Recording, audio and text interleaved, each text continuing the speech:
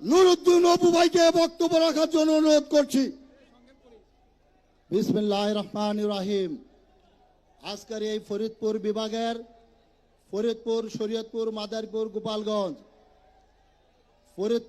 ফরিদপুরে এই আজকের এই জনসভায়, আজকের অনুষ্ঠিত এই বিএনপির জনসভায় আমাদের মাঝে উপস্থিত আছেন বাংলাদেশের মানুষ গত 17 বছর যার জন্য অপেক্ষা করেছিল, আমাদের সেই প্রিয় নেতা, আমাদের বিএনপির চেয়ারপারসন, বাংলাদেশ জাতীয়তাবাদী দলের চেয়ারপারসন, বাংলাদেশি জাতীয়তাবাদের প্রতীক জনাব তারেক রহমান, আমার অভিভাবক জনাব তারেক রহমান, ফরিদপুরের অভিভাবক জনাব তারেক রহমান, শরীয়তপুরের অভিভাবক জনাব তারেক রহমান, ফরিদপুরের অভিভাবক জনাব তারেক রহমান, গোপালগঞ্জের অভিভাবক জনাব তারেক রহমান, রাজবাড়ির অভিভাবক জনাব তারেক রহমান।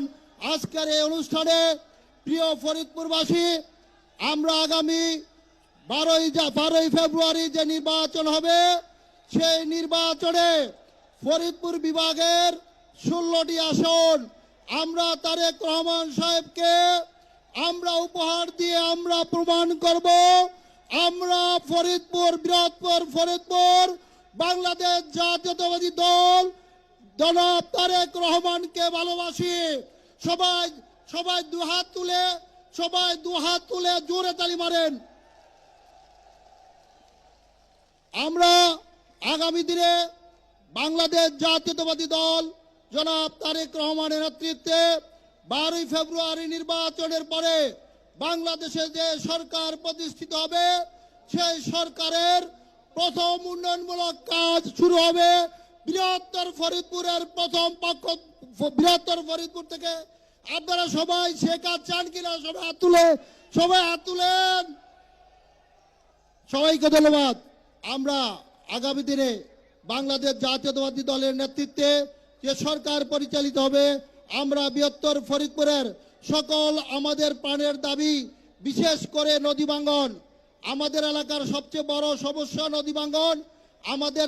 আমাদের চাঁদপুর, শরীয়তপুর ফেরিঘাট থেকে শরীয়তপুর পর্যন্ত, নাওডুবা থেকে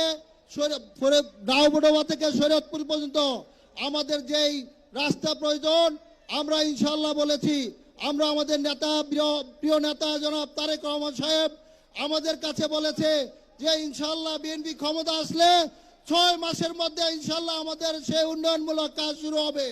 আমি পরিশেষে ফরিদপুর বিভাগের সকল আমার জাতীয়তাবাদী শক্তির ভাইদেরকে আমি ধন্যবাদ ও অভিনন্দন জানিয়ে আমি শেষ করছি। আসসালামু আলাইকুম ওয়া রাহমাতুল্লাহ। উপস্থিত ফরিদপুরবাসী, আজকের এই নির্বাচনী জনসভায় বিভাগীয় এই